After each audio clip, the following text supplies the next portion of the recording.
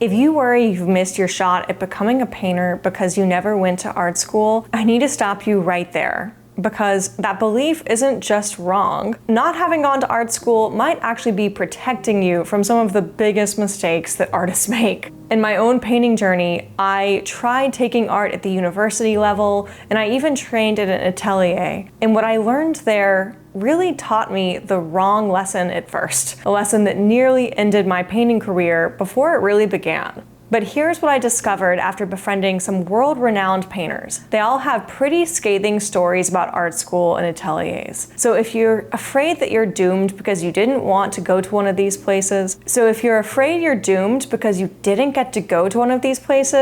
I'm here to tell you that the opposite is true. And it's certainly not too late. First, let me start by explaining what an atelier actually is and how it works, because there's a lot of mystique around these institutions. So an atelier is essentially a master-apprentice system that's focused on classical realism. You start by copying bark plates, these incredibly detailed drawings from the 19th century, usually drawings of casts. Then you get to move on to drawing actual casts, and then maybe you get to paint them. And then eventually, maybe you actually get to draw and paint from life. And maybe after you've been there for like 45 years, you can make an original painting. Okay, I am exaggerating, but that is certainly how these schools tend to work. And no matter where you are in the process, you're always aiming for that very tight classical realism look. And here's the thing, this system, it works. It absolutely works for what it's designed to do. Everyone who goes through it comes out of those programs with a standardized skill set. You learn to see really accurate proportions, clear value relationships, understand form, and be able to render with precision. And that's incredibly valuable. But there's a fundamental problem built into this system, that it's one size fits all. The entire training pipeline is designed to produce classical realist painters. So if your goal is to paint like John Singer Sargent, Anders Zorn, or simply to create loose, expressive paintings, the kind of artwork that actually captures light and emotion rather than just photographic detail, well, that's not exactly what the system is optimized for. And this is where retirees actually have an advantage. You're not 18 years old still figuring out who you are. You know what moves you. You know what you love. You've stood in museums and felt your heart skip a beat when you saw a particular painting. You know whether you are drawn to Impressionism, Expressionism, or even classical realism. But the atelier system doesn't start with your vision. It starts with their curriculum. Let me tell you what happened to me. I started by studying art at a university. And trust me, I'm gonna take this to the atelier again, but I know a lot of you worry about going to art school in general, so I'm gonna cut to the chase and tell you, you are not missing anything by not going to art school. Having spoken to so many incredible painters who tried to study art at a university, everyone, no matter whether they went to a liberal arts college or they went to an actual art school, if it was a program that gave a diploma, chances are they were incredibly underwhelmed with the level of education. And by that I mean they taught no painting technique and certainly didn't teach you how to have a painting career. Instead, what people learned was how to talk about painting for 4 straight years. So I didn't know that going into university. So I got started, I took a bunch of university classes in drawing and painting, and was so incredibly underwhelmed by just how non-existent the education was that I realized that, well, if I'm already at this university, my money is going to be better spent getting a psychology degree. So I enrolled in atelier training, excited and committed to finally getting the training that I was looking for. I was willing to put in the work, but I already knew that I was drawn to painterly work. I loved John Singer Sargent's work. I loved Sorolla. I remember discovering this awesome art book of his in college and falling in love with it. I loved Nikolai Fetchin's work. I loved loose, confident brushwork that somehow felt like it captured reality in a more true way than a photograph ever could. Once I was at the atelier though, I sat through countless lectures about more rigid, exacting styles. So on the day we finally got a lecture discussing some pieces with gorgeous calligraphic brushwork, I was so excited. And I asked my instructor, how do I learn to paint like that? How do I develop that kind of expressive mark making? And I will never forget what he told me, because he simply said, oh, that can't be taught.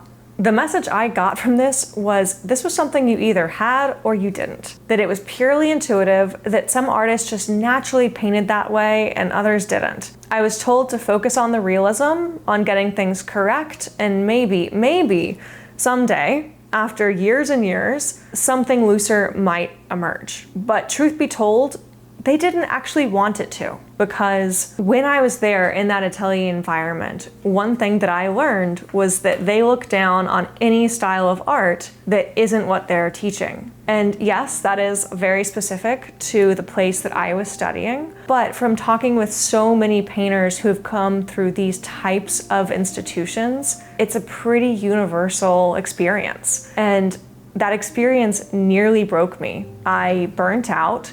I felt completely stuck. I'd spent so much time and money on this training, and I was being told that the very thing I wanted to learn was impossible to teach. And I started doubting whether painterly brushwork was even achievable for someone like me, or whether I was just deluding myself. And here's the really damaging part. I wasn't alone in this. Of all of the people who went through my program with me, I think 2 of them are professional artists today. And when I talk to painters who went to even bigger programs, even just the other day, I was talking to a painter about a very big Atelier program, and he said 99% of people don't make it through the program. They burn out and they quit painting altogether. And that is just an unacceptable statistic. When I came in there, I was given the impression that if you didn't make it, it was only due to your fault. But if 99% of people aren't making it through your program and able to turn this into a meaningful career or something that they at the very least enjoy and get a lot out of, it means something is wrong with the system, not the individual. When I later connected with professional painters, people whose work hangs in galleries and museums, I heard these same stories over and over. The burnout, the feeling that there was only one right way to paint, and the toxic competitiveness that came from everyone trying to climb up the same narrow ladder. But there was one epiphany I had during my time there that really stuck with me. And this is the insight that I really want you to take away. The Atelier training wasn't useless. Not at all. It gave me something incredibly valuable, which are the foundational tools. When I came in there, I thought that I had pretty good foundations, but I came in there next to a gentleman who had never drawn before in his life. And you know what?